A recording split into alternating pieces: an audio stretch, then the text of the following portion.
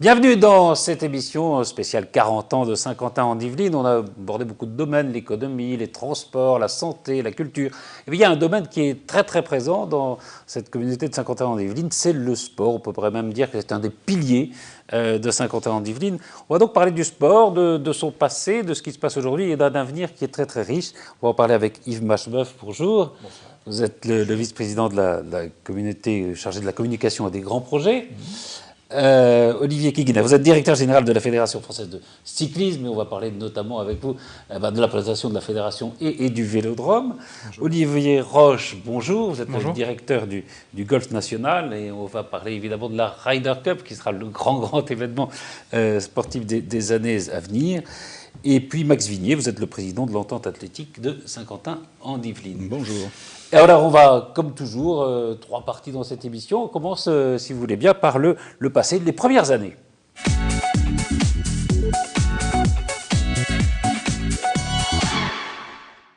Les premières années, alors je vais en parler plutôt avec vous, Yves Macheboeuf, parce que d'abord, vous êtes le plus ancien sur ce plateau. Et il faut bien un qui porte l'ancienneté. Hein. Non, mais vous avez connu aussi ces premières années. C'est vrai que c'est...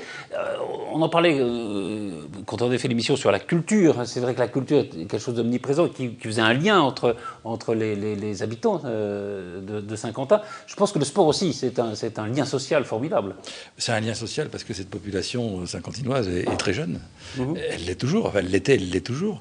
Et le sport est un des éléments que chacun souhaite pratiquer. Et c'est vrai que cette dynamique sportive a amené, je dirais, le territoire à non seulement développer des activités autour du sport, et Max Vignier nous en dira quelques mots tout à l'heure, parce que lui aussi, on parle d'ancien, et lui aussi c'est un ancien du territoire. Mais ça a aussi servi, cette dynamique sportive, à véhiculer l'image sur l'extérieur, à montrer concrètement que ce territoire jeune, dynamique, sportif, pouvait sortir de ses frontières pour aller faire rayonner l'image de Saint-Quentin. Ça a été aussi une des démarches. Il peut tellement sortir de cette frontière qu'il y a une initiative, qui est une des premières initiatives, c'est de participer au Tour de France à la voile. Alors on se dit, qu'est-ce qu'ils font au Tour de France à la voile? C'est très étonnant, mais à chaque fois que je le dis, les gens me regardent avec beaucoup d'attention, mais tout en étant étonné. Ouais. Nous avons à Saint-Quentin le plus grand club de voile. Oui, c'est ça, oui. Et oui, la base de loisirs de Saint-Quentin, qui est au cœur de notre territoire, a été le fer de lance sur cette dynamique, je dirais, sportive. Et l'aventure du Tour de France, elle a duré plus de 13 ans, avec des moments étonnants, puisque les trois catégories qui sont la partie amateur, la partie professionnelle et la partie universitaire ont été gagnées par Saint-Quentin-en-Yvelines.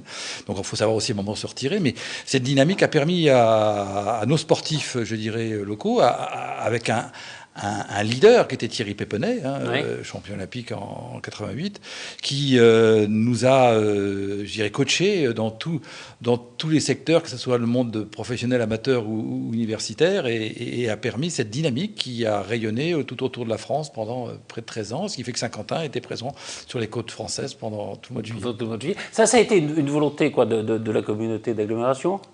Ça a été une volonté de la communauté d'agglomération qui est partie de Guyancourt. Le premier Tour de France s'est fait à Guyancourt et rapidement, l'ensemble des partenaires et de l'agglo se sont rendus compte qu'il fallait utiliser cette image du Tour de France. En fin de compte, on disait, il y a une association qui s'est créée, qui s'appelait les 7 de Saint-Quentin, qui avait comme objectif un peu de porter le projet sportif. Et les 7 de Saint-Quentin, ça correspondait à nos 7 communes. Et donc, ensemble, je dirais, en profitant de cette dynamique, on a essayé d'emmener l'ensemble de ce territoire dans ce projet sportif, avec d'ailleurs un travail pédagogique qui s'est fait aussi avec le monde scolaire et qui s'est développé après dans d'autres projets. J'en dis pas plus pour l'instant. Alors, il y a aussi une autre manifestation là, qui existe toujours. Je ne sais pas pourquoi elle s'appelle Paris-Brest-Paris, ça devrait s'appeler Saint-Quentin, Brest-Saint-Quentin, mais là aussi, ça a été dès les années, c'est quand, 91, je crois. Ça fait 20 ans que Saint-Quentin reçoit le Paris-Brest-Paris. Il faut savoir que c'est une manifestation extrêmement ancienne, puisqu'elle est de 1891. ça veut dire qu'elle a plus d'un siècle. Ah oui. Et cette manifestation qui a été professionnelle, mais qui est devenue rapidement amateur et cyclotourisme après la dernière guerre, est devenue une manifestation, je veux dire que c'est le bâton de maréchal du cyclotourisme mondial, puisque aujourd'hui c'est presque 6000 participants, plus de la moitié d'étrangers, 55 nationalités. C'est un enjeu formidable. Alors, pourquoi c'est arrivé à Saint-Quentin? Parce que, pareil, concours de circonstances, club cyclotourisme important sur le territoire, une dynamique sportive, les intérêts se croisent, un monde économique qui était aussi attiré par cette image du sport un peu, je dirais, projet individuel et qui sans un challenge, je dirais, de concours, mais plus un challenge personnel, donc une dynamique qui faisait que le Paris-Brest s'est retrouvé à Saint-Quentin, mais d'une façon parfaite. Et aujourd'hui, ça fait 20 ans que ce Paris-Brest, c'était la 20e année l'année dernière, que ce Paris-Brest avait lieu avec une réussite, une fête, une ambiance extraordinaire. En plus, ça a aussi un intérêt économique. Je veux dire, l'ensemble des hôtels sont bien remplis pendant cette période-là, mais ça a aussi un sens pour les Saint-Quentinois, puisqu'ils les accueillent, ces randonneurs qui viennent du quatre coins du monde, chez eux. D'ailleurs, ça nous entraîne pour une future manifestation qui s'appelle la Ryder Cup. Oui, dont on parlera tout à l'heure. Je voudrais peut-être un mot, Max Vignier, parce que ça, c'est des gros événements, mais évidemment, il y a les clubs sportifs qui sont très importants, parce que ça fait vivre, là, concrètement, enfin, les gens qui ne sont pas seulement des spectateurs. Oui, tout à fait, parce que on est sollicité, alors sur le Paris-Brest-Paris, pas forcément en tant que quantité athlétique, mais bon, je pense que les gens qui sont bénévoles sont souvent sollicités pour ce genre de manifestation, puisque quand on accueille 6000 personnes avec un nombre d'étrangers, comme le disait Yves, très important, il est évident qu'on a besoin du tissu associatif local pour encadrer et pour organiser. Je sais que moi je suis Guyancourtois, donc je sais que rien qu'à Guyancourt, je crois qu'on a un peu plus de 10 000 personnes qui sont licenciées dans des associations. Donc il y a un tiers, voire peut-être un peu plus du tiers des habitants de Guyancourt qui pratiquent dans une association. Et à l'échelle de la ville nouvelle, je pense que le pourcentage est le même. Donc c'est vraiment très très important. Alors on va terminer ce chapitre consacré à l'histoire par l'implantation de Prost Grand Prix. Prost Grand Prix, c'était une aventure, certes, qui a duré de 3 ans, 2 ans et demi, mais qui a été extrêmement enrichissante parce que d'abord, il a fallu l'accueillir sur le territoire dans des délais relativement courts. Il y a eu des problèmes d'implantation à l'époque sur le lieu qui était prévu à l'origine, et le territoire, les élus ont réagi très rapidement pour que Prost puisse s'installer. C'était en 98, je crois. 98, oui. Je sais que la décision s'est faite en juillet et les bâtiments ont ouvert fin septembre. Oui, ça a été très vite. Je propose de voir un sujet sur Prost Grand Prix. Baptisé le docteur par ses proches pour sa capacité d'analyse, Prost aura connu une maladie fulgurante en tant que responsable d'écurie, la faillite. Pourtant, lorsqu'il reprend Ligier en février 1997, le projet séduit, d'autant plus que Peugeot fournit un moteur utilisé par l'écurie. 1998 marque le vrai début de Prost avec l'AP01, première voiture vraiment construite dans les locaux flambant neufs de Guyancourt. Celle-ci marquera un seul point, la saison 1999 sera plus positive avec 9 points et une seconde place. Mais 2000 sera l'année de toutes les galères pour Prost. 0 point marqué et un manque à gagner en prime de la fédération. Pourtant, Prost repart en 2001 au combat, l'écurie marque alors 4 points. C'est évidemment loin des espoirs du constructeur, le déficit annoncé est de 30 millions d'euros, un investisseur aurait dû l'éponger et financer la saison prochaine. Une dot visiblement trop chère pour la mariée.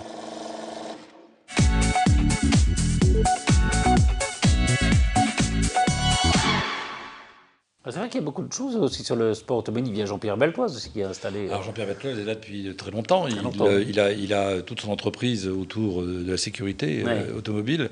Et c'est vrai qu'il a beaucoup contribué aussi à l'image de Saint-Quentin-en-Yvelines.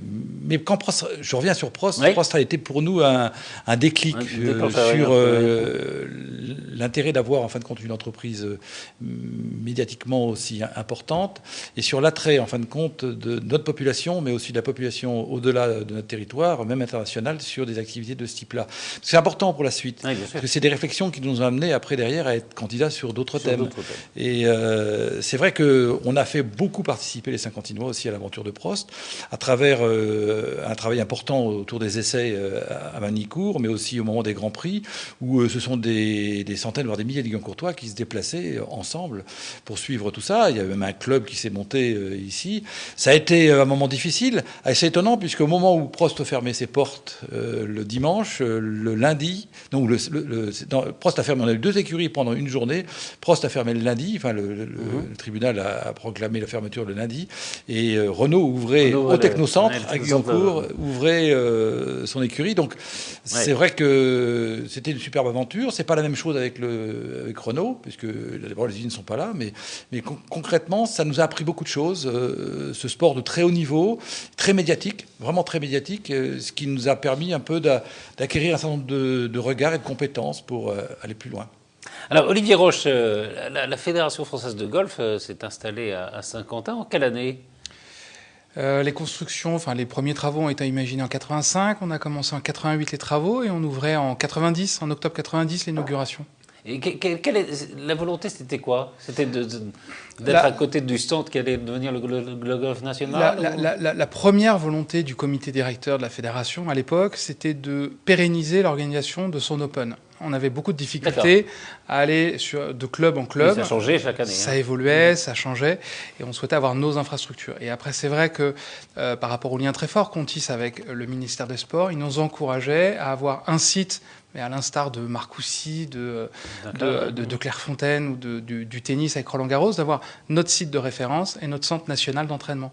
Donc c'était une logique en fait pour la fédération de trouver un site pour construire son golf et l'organiser pour l'Open de France, recevoir pour l'Open de France. Ce qui a été difficile, c'est de trouver un site qui permette de tout recevoir. Voilà. Mais très sincèrement, il n'y a eu qu'un seul site de référence qui a tout de suite été Saint-Quentin, où là, il y avait une volonté tant politique de toutes les communes, du préfet. Donc on s'est vite retrouvés. Je sais que ça s'est embrayé très rapidement entre le moment où on a imaginé le projet et où ça a été signé. C'était très très rapide parce qu'il y avait une volonté tant des communes, mais aussi... Ça a changé parce qu'avant, il me semble que c'était avenue Victor Hugo à Paris, je crois, la fédération. Alors, la fédération était effectivement avenue Victor Hugo, donc, mais le siège est resté malgré tout très longtemps à Victor Hugo parce qu'on a déménagé qu'en 98 à Levallois, mais la fédération, le siège de la fédération est toujours à Levallois. Donc on a un site dédié avec beaucoup plus de personnes et du personnel qui est beaucoup plus impliqué, comme la DTN, au golf national, mais je dirais le siège reste encore aujourd'hui à Levallois-Perret. Alors on va y revenir dans quelques instants puisqu'on va parler de la Ryder Cup, mais Max Vignier, cette entente athlétique qui a été créée, je crois, en 2000 à peu près, hein 99. 99, hein voilà, juste avant de basculer. Voilà. On voulait marquer. Vous avez fait attention. Hein, voilà. Là aussi, ça a attiré un nombre de gens assez incroyable. L'entente athlétique, alors évidemment, on parle un peu en termes de taille, on n'est plus du tout dans le même phénomène, mais disons que localement, on a été un petit peu les pionniers de l'intercommunalité du sport. On sait que politiquement, c'est pas toujours simple, et au niveau sportif, je peux vous dire que c'est encore moins simple finalement. Donc nous, on a essayé. Je crois qu'au début, certains nous ont regardé un petit peu en disant ils sont bien gentils, mais ils vont faire comme tout le monde, ça va durer 2-3 ans, et puis chacun va reprendre son petit chemin à lui, et ça va exploser. Bon, c'est la 13e saison. Quand même, ouais. Là, on regarde vers Londres, on espère que les couleurs de Saint-Quentin seront représentées. Elles étaient représentées à Pékin en handisport avec Nantelin Keita et avec Brice Panel. Là, on espère qu'elles seront encore représentées par ces deux-là, plus peut-être une troisième. Ah, c'est bien. Mais bon, là, on est au niveau olympique, donc forcément, ça va être très compliqué. C'est pas vous qui choisissez. Voilà. Hein. Non, pas vraiment. Ah, si c'était que nous, ça serait déjà fait. Il serait déjà. Mais après, c'est une belle aventure, mais je dirais que...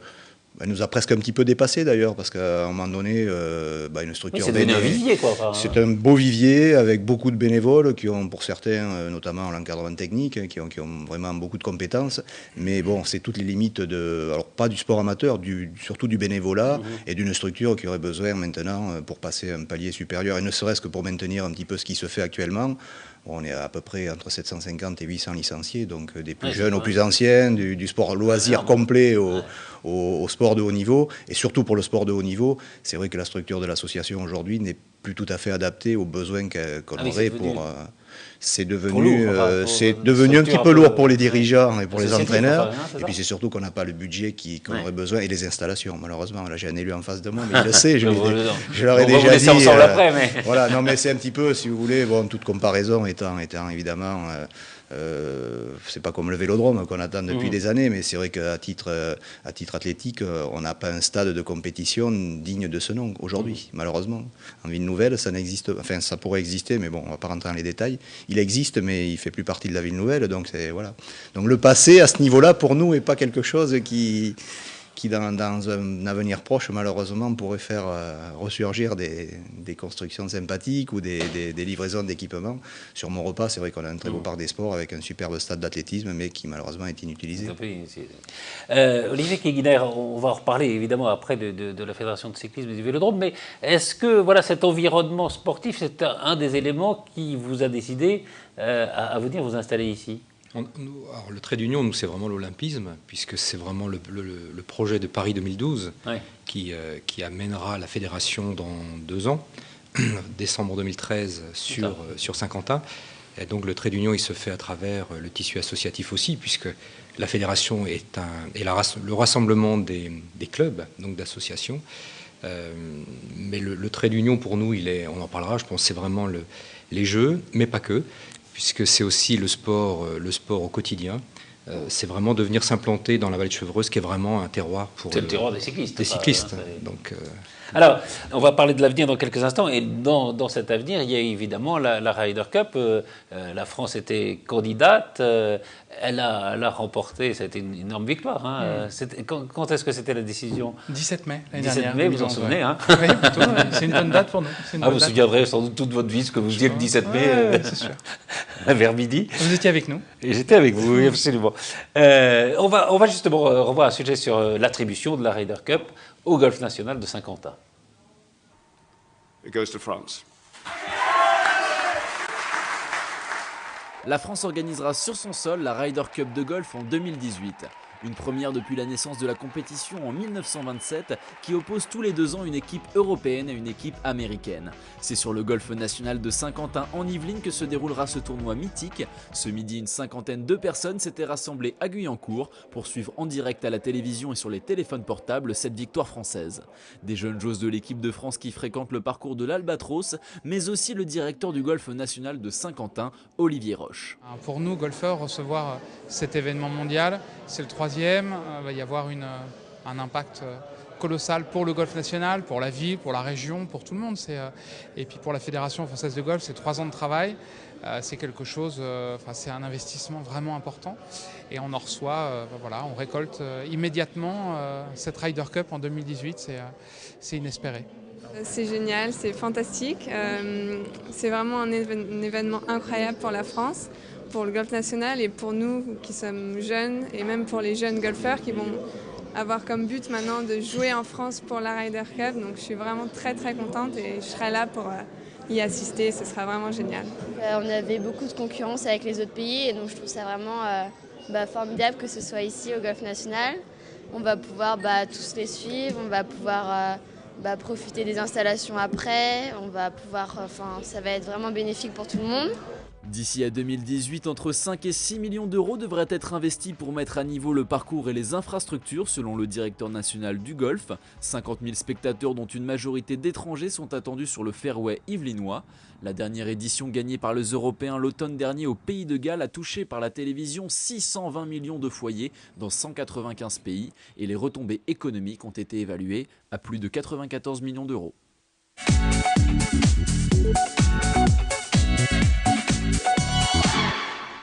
On voit bien que Yves Pinchbeuf ou Olivier Roche, l'enjeu est évidemment sportif, mais il dépasse de beaucoup le sport. C'est aussi un enjeu économique formidable. Je crois que toutes les manifestations après de ce niveau-là, que ce soit d'ailleurs vers le Vélodrome ou la Ryder Cup, ou même le Paris-Brest-Paris, au-delà de l'engouement sportif qui correspond bien aux habitants du territoire, il y a aussi tout l'aspect économique qui est...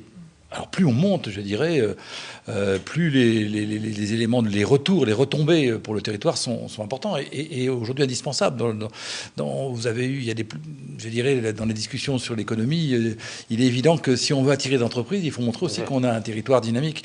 Et aujourd'hui, la Ryder Cup est certainement dans l'ensemble de tous nos projets celle qui va être avec des conséquences économiques les plus importantes, mais j'attends avec impatience l'ouverture du Vélodrome parce que... Alors, parlons du Vélodrome. Alors, la Fédération de cyclisme, c'est 2013, hein. Oui. Le Vélodrome... C'est 2013. C'est 2013 aussi. C'est la même date. Contractuellement, c'est 14 décembre 2013. Et on attend avec impatience, nous, le déménagement, puisqu'on est actuellement sur Rosny-sous-Bois. Donc on est dans des bureaux administratifs assez classiques. Et demain, on sera dans un univers de sport au quotidien, ce qui change quand même aussi la manière de travailler, les partenaires que vous pouvez avoir, pérenniser ou les nouveaux. C'est un bel outil attractif en tout cas. Alors, il va servir à quoi ce vélodrome? Il va servir. Alors, il va servir au fond au sport de haut niveau, de très haut niveau, puisque le vélodrome, comme vous dites, c'est le centre national du cyclisme. Donc c'est un vélodrome pour faire de la piste, mais c'est aussi un stadium de BMX, qui est une nouvelle discipline olympique depuis 2008. Tous les vélos, si je peux dire. Et on aura également un circuit routier autour du plan d'eau de 15 km. Donc faire du vélo sur route en région Île-de-France sur 15 km en site propre, c'est quand même assez unique. Et la colline d'Elancourt sera également équipée pour le VTT. Donc le siège de la fédération sera à ce moment-là à Saint-Quentin, avec ses sportifs d'élite. Et quand je vous disais pas que, parce qu'on souhaite également avoir le comité régional d'Île-de-France de cyclisme à nos côtés, avec ses athlètes, donc le sport régional, et on souhaiterait, en concertation avec la communauté d'agglomération de Saint-Quentin, que ce soit également ouvert au grand public. Et qu'on ait des jeunes qui viennent s'initier, des jeunes et des moins jeunes, qui viennent s'initier donc à la piste, mais aussi au BMX. D'accord. Donc c'est un projet grand public. C'est pas quelque chose d'indifférent même pour vous, enfin, l'arrivée du vélodrome. Ah non, mais c'est une excellente chose. C'est un tissu qui se crée, quoi. Et puis, enfin, le vélodrome, le projet du vélodrome était quand même très axé Jeux Olympiques 2012. Oui. On sait que Paris, où la France sera encore candidat à des Jeux Olympiques dans quelques années. Le golf, maintenant, on l'espère tout du moins, exactement. Mais le golf vient de rentrer Jeux Olympiques également. Donc si dans la commune, j'irais, ou plutôt dans la ville nouvelle, Saint-Quentin, on a 2 sites de référence olympiques qui sont donc le vélo et le golf. C'est vrai que ça donne une dimension internationale, enfin même mondiale, pour tant la Ryder Cup, c'est une chose, mais sur les Jeux Olympiques, c'est un vrai enjeu. Non, c'est bien. D'ici 2018, vous pensez qu'il y aura un Français qui pourra participer à la Ryder Cup? Et on a déjà eu 2 Français. Il y a déjà eu ça. Il est peut-être plus dur pour les Français d'être dans les équipes de Ryder Cup, dans le sens où, par rapport au nombre de sportifs de haut niveau, il y a de pratiquants. Quand on a 10 millions de golfeurs au Royaume-Uni et seulement 400 000 en France, le décalage important, même au niveau, se fait. Donc sur les circuits mondiaux, s'il y a 200 Anglais, on va y avoir que 20 Français. Donc forcément, plus on monte, plus l'entonnoir se rétrécit et naturellement il y a plus d'anglais que de français. Maintenant, la fédération travaille et on commence à vraiment avoir des résultats dans tous les domaines et je pense qu'on serait capable de l'avoir, mais on l'a fait. Et le sportif de haut niveau, c'est pas que la fédération, c'est justement cette difficulté de suivre le sportif de haut niveau dans sa volonté, dans ses envies. N'oublions pas non plus que... ça se fabrique pas un champion, quoi. Ça se fabrique pas, ça se découvre, ça s'entretient. Et après, quand il devient professionnel, il y a des sports qui restent professionnels avec les fédérations. C'est peut-être le cas du cyclisme. Au niveau du golf, ça s'arrête. C'est-à-dire que la fédération, c'est peut-être pas son travail, ou ça ne l'était pas, de travailler sur le professionnel. Donc, maintenant, ça le devient, mais il est beaucoup plus difficile, nous, de suivre des sportifs qui deviennent professionnels, qui gagnent aussi beaucoup d'argent, et de les forcer à continuer à faire du haut niveau. C'est pas si simple que ça. Avec l'arrivée des Jeux Olympiques pour le golf, je pense qu'on va avoir beaucoup plus cette thématique en place, et les jeunes qui vont arriver sont beaucoup plus sur ce registre. Et évidemment, une des ambitions de la commission stratégique de haut niveau de la fédération, c'est d'avoir dès 2016 au moins un champion, et espérer en avoir 2 en 2018, évidemment. Yves Machebeuf, en conclusion de cette émission sur le sport, on a l'impression que le sport à Saint-Quentin, c'est d'abord un besoin pour les habitants, mais c'est aussi une fierté, non ? C'est une fierté parce que lorsque vous êtes avant tout sportif, Max Vignier le disait tout à l'heure, on a plus de 50% de la population qui est déjà dans une dynamique sportive. Donc quand vous êtes, même si c'est pas votre sport qui est entre guillemets dans l'élite, puisque tous les sports ne sont pas dans l'élite à Saint-Quentin, quelques-uns, il y a une fierté de territoire de montrer qu'on vit dans une dynamique sportive. Et aujourd'hui, chaque fois que vous rencontrez quelqu'un qui vous dit oui, moi je fais tel sport, par exemple le football est aussi une activité extrêmement développée sur le territoire de Saint-Quentin. Le rugby, je veux dire, néanmoins, la fierté d'avoir et je dirais le vélodrome, avec tout ce qu'il va y avoir entre le BMX, la piste, mais aussi un peu de route, mais aussi le cyclotourisme, le golf. Il y a une fierté d'être Saint-Quentinois et de faire partie, en fin de compte, de ce territoire qui est dans une dynamique qui va d'ailleurs s'amplifier, parce qu'aujourd'hui, on est dans les prémices. Je veux dire, on sait qu'aujourd'hui, on a l'Open de France sur ce territoire. L'Open de demain et d'après-demain va prendre de l'amplitude parce qu'il y a la Ryder Cup. Bien sûr. Et donc, l'intérêt aujourd'hui des médias, mais l'intérêt aussi des sportifs va se démultiplier. Le jour où on aura les championnats du monde, et on les aura, monsieur le directeur. C'est déjà en négociation. Hein. Sur Saint-Quentin, les Saint-Quentinois seront fiers d'abord d'aller voir.